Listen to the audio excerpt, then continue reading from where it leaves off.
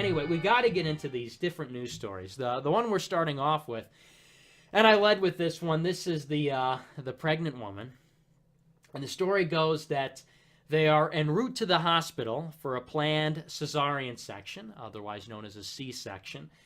The man's name is Joel Arona Lara, who is 36, and his wife Venegas. Those are Anglo-Saxon names. They're the same as the settlers at Plymouth Rock. Joel Arona Lara, I'm trying to affect sort of a native Anglo accent there, and Venegas. They were approached by ICE agents after they stopped at a gas station in San Bernardino, California. And then the husband was arrested. Didn't have his driver's license on him. That's another cool detail. You know, they say, oh, well, he didn't have his driver's license on him. He forgot it. And I love how they expect that kind of leniency, right? Like if we get stopped without our driver's license, it's like a hassle. But the rules don't really apply. So they get stopped there. They're at the gas station. ICE agents, they stop them. They then find this guy doesn't have his driver's license. Then they find out, well, they're two undocumented illegal immigrants. And guess what? By the way, another minor detail. When they're on the way to the hospital for this C-section, which they say, two illegal immigrants, they're about to have themselves an anchor baby. You understand that, right? I think that's, implicit. I mean, we all know that's the inevitable consequence. But is that really in the headline? Is that really in the first paragraph? That here are two people that have been in the country illegally for 12 years.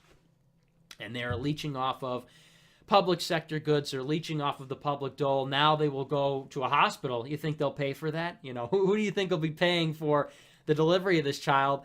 And they'll be giving birth to now an American citizen. Now he will be seen as just as American as apple pie, Andrew Jackson, the 4th of July, all the rest. Right, so that's kind of interesting. But anyway, so he gets arrested. And there's a big public outcry. CBS, the New York Times, ABC, every major network decries this.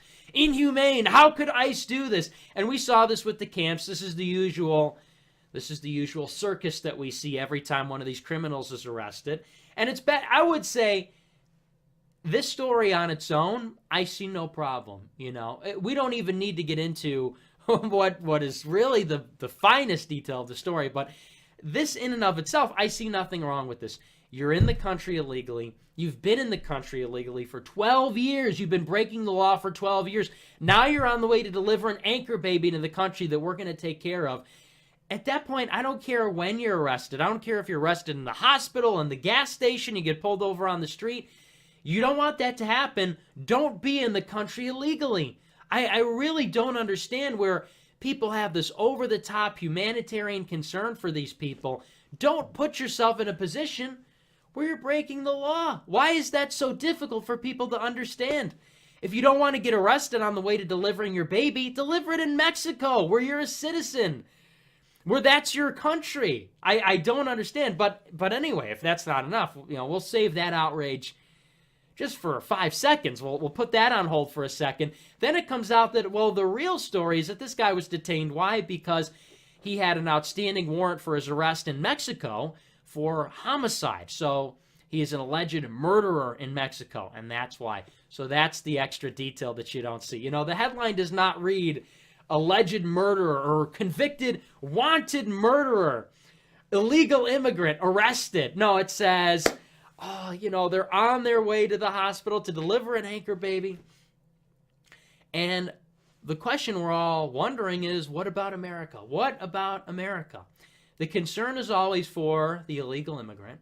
The concern is always for this illegal immigrant mother who's giving birth to a child, her illegal immigrant child. They're now going to be a citizen. This poor husband, what about these people?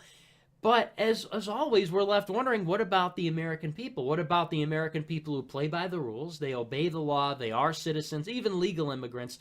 We're not wild about all the legal immigrants, but even in that case, they go through the process. They're expected to comply with the laws. What about the Americans that are footing the bill for the child, that are going to be footing the bill for the child's education, presumably his health care, perhaps food stamps, whatever else? Something like 70% of immigrant households receive some form of welfare. So, it's not like some kind of over-the-top stereotype to say that might be the case, right? I mean, we know how this goes. And so time and time again, and we see these stories all day long about ICE, about illegal immigrants, And it's really nothing new, but this folds into, I think, a broader narrative. We see then John Brennan. Media is defending him. He got his security clearance revoked. He was the former CIA director under Barack Obama. And he's had a security clearance, and he held his job through many different things. Remember, this is a character who I don't think a lot of people know about him. It's kind of funny. You know, people know who Chris Brown is. They know who Kanye West is, but they don't know anything about John Brennan, the CIA director. In 2014, this was pretty interesting. In 2014, the Senate was putting together a report on the CIA's illegal torture program. And they were doing all kinds of research. They were requesting documents from the CIA. And in order to protect his agency, John Brennan then spied on U.S. senators. He hacked into their computers. He spied on them. He looked at what they were looking at in the CIA. So the senators were gathering intelligence. They were looking at CIA documents because the CIA was committing crimes. And so John Brennan, in order to protect his people, his agency, he then did counterintelligence on elected civilian government officials, sitting U.S. senators, and then lied to Congress about it. So that was totally illegal, but then he testified before Congress in an official capacity and said that there was no spying, that wasn't going on. It found out that that was a flat-out lie, so he lied under oath. And actually I'm pretty sure the statute of limitations on that just ran out this spring. I think the statute of limitations on that is about 2 years for lying under oath. And that just ran out, so he's not going to get prosecuted for it. And then we found in 2016, his CIA ran an operation with the FBI that targeted the Trump presidential campaign. They used foreign-based assets in the CIA and MI6-linked Cambridge professor Stephen Halper to lure a Trump campaign official aides in a potentially politically compromising meeting. So that's also potentially illegal because he's conducting operations on American political candidates when it's illegal for the CIA to operate on American soil. So here we have a real winner. I mean, this is probably one of your archetypal swamp creatures that you hear about in the intel community, in the deep state. I mean, this is one of your central figures. And somebody who's totally above the law. He acts like he's above the law. He is, in effect, above the law, where he spies on civilian representatives, he lies to Congress, he spies on a presidential candidate. Not only does he not get thrown in jail and executed like he should, but he keeps his job, keeps his security clearance, and he's on CNN, he's on Fox News, he's allowed, or I don't think he's on Fox, but he's on CNN, he's on MSNBC. He's allowed to use these major networks as a platform to spout his hatred for the president. And then we see that finally his security clearance is revoked, and it's like, well, it's about time, right? The guy's a crook, clearly. Even if the statute of limitations has run out, he's still a crook. He is now using and abusing his security clearance to go on major network television and make money and get notoriety and use it as a platform to spout his political views. So it's about time he gets his security clearance revoked. And now the media comes to his defense. You hear in every major outlet, and it's not just, they're not just saying, well, his opinion should be heard or anything like that. They're saying that his security clearance is a First Amendment right. And that Trump, I mean, this is a broader point, but really think of the insanity of this for a moment. This is a guy, this is the head of the CIA.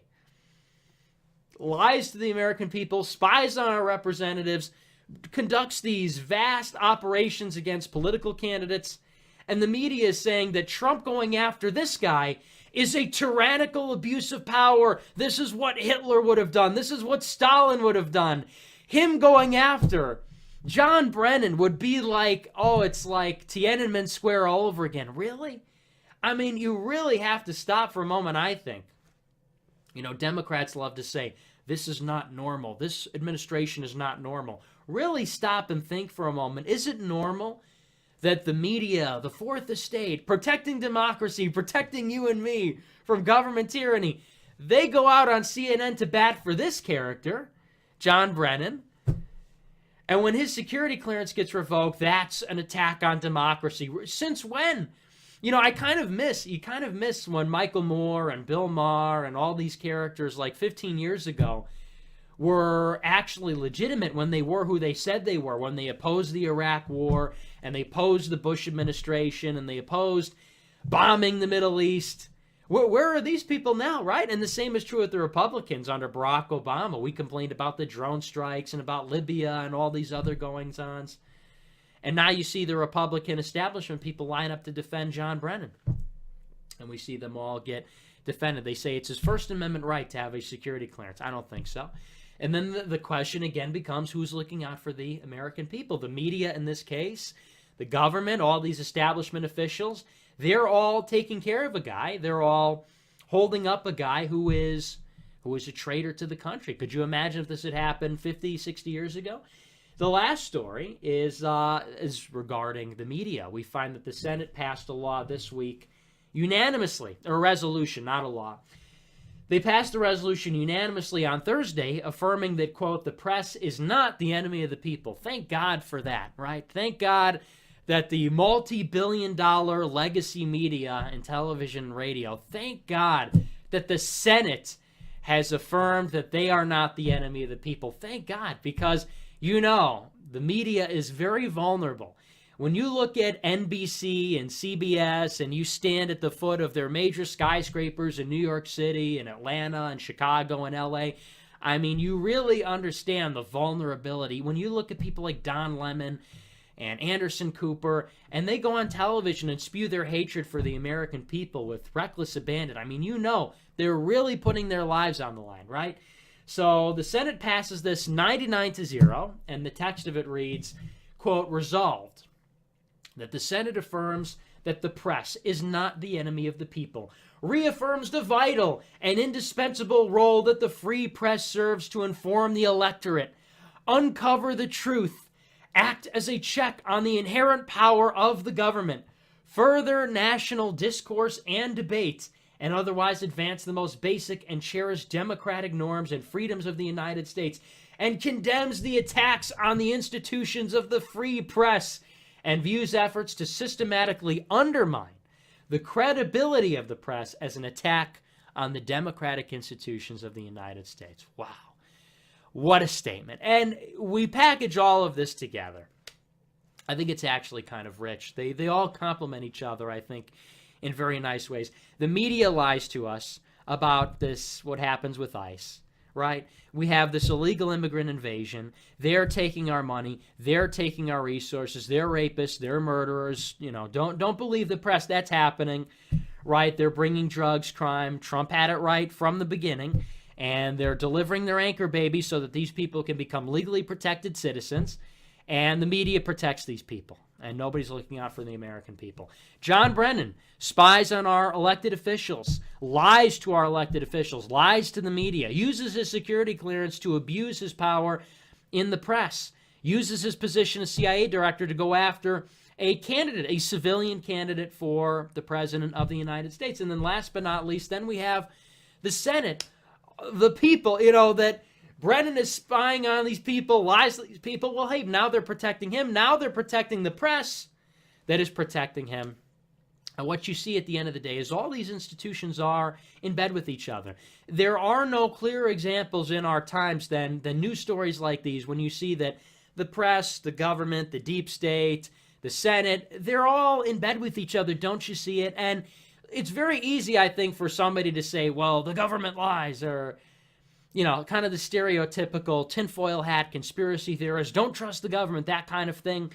But when you really break it down, you'll find stories like this all day long. Resolutions like this about Israel, about the press, about foreign aid, all day long, all year long. We can't even get border security. We can't get $3 billion to build a barrier between the U.S. and Mexico to keep illegal immigrants out. We can't get a majority of people in Congress to do that, but we get a unanimous decision to pass this kind of resolution. We get a unanimous decision, a resolution in the Senate to condemn anti-Semitism. Unanimous vote in the Senate to approve foreign aid for Israel. Really?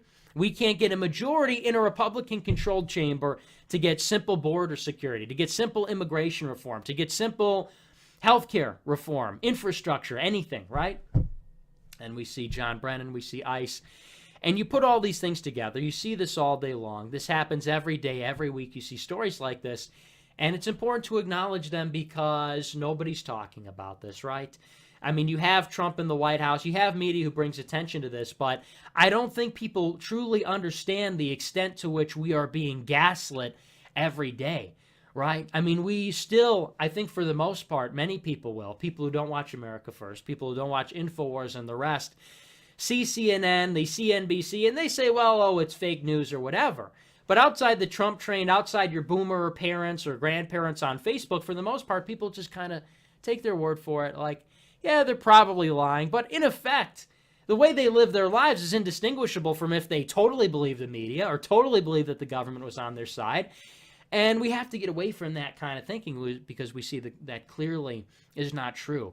Every step of the way, we see that not only are every one of these institutions working against our interests, the press, the deep state, the Senate, the House, the whole government, but they're all working together against our interests. And so it's no longer a question of, is it left wing? Is it right wing? Are we rooting for these guys or those guys? We've got to clear house entirely. We have to chop all these people's heads off, figuratively, of course, rhetorically speaking, not literally. Got in a lot of trouble the last time I said that, but I mean, it's just simply outrageous that we see that kind of thing. So that's those are the various threads that we're weaving together tonight on the show. Very disappointing to see that. And it's funny too, because people understand this. They see it on like twitter.com, for example, where you pull up any one of these stories, like the ICE thing, for example, and CBS will post this and it'll get 150,000 likes, 50,000 retweets about the ICE, the cruel, evil ICE Gestapo that would dare stop a pregnant illegal immigrant on the way to our hospitals to deliver her child. And then you'll see the correction that's added 5 hours later, 10,000 retweets, right? 5,000 retweets, 10,000 likes or whatever. So, I mean, people understand that, but it's being artificially throttled. And you compare that in any case then, you put all of this in the context of the last 2-3 weeks, what's been going on with Alex Jones, and you read this resolution from the Senate about upholding, what does it say? About uncovering the truth, informing the electorate, acting as a check on the power of the government. Really? Is the press doing that? Are they doing that when they say that John Brennan has a First Amendment right to a security clearance? Are they doing that when they tell us these lies about illegal immigrants, these lies about everything else? And the Senate passes it 99-0. Even your favorite senator. I know a lot of people have their favorite politician. This guy's all right or that guy's all right. I mean, they were all in on it. What does that tell you? I mean, maybe they're not all bad people, but they're all in on the take in some capacity. They're all part of this sick machine. So that's the takeaway.